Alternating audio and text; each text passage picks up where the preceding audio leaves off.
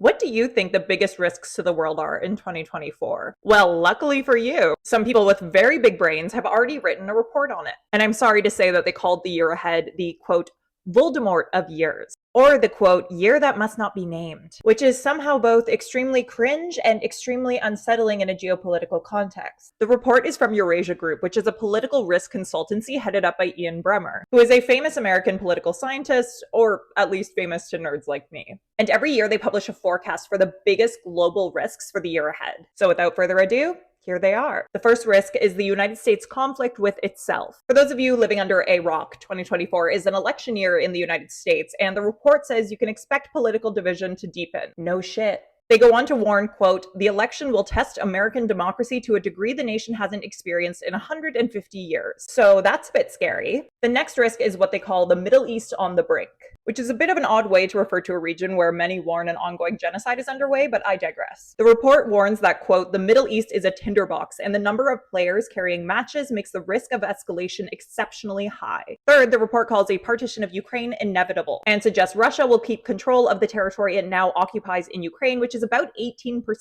This, combined with diminishing Western support, which I'd argue you can at least partially blame on disinformation, will leave Ukraine feeling, quote, increasingly desperate, the report warns, which might cause them to take some bigger military risks. Fourth, the report warns that AI is developing faster than any rules for it. And fifth, Russia, North Korea, and Iran have been cozying up lately. The report also warns about the Chinese economy underperforming, which risks greater political and social instability, as well as about the fight for critical minerals and the fact that there's very little room for error for governments trying to tackle inflation. And if they screw it up, it risks financial stress, social unrest, and political instability. Then there's the fact that it's an El Nino year, which tends to mean more extreme weather events. And finally, they warn that business is getting riskier as US culture wars hit corporate boardrooms. And that's it. What do you guys think of their list? Do you agree that these are the biggest risks, or do you think they left something out? I can think of a few things I'm personally worried about, including the backslide of LGBTQ rights and the profitability of disinformation. But I'd love to hear your thoughts.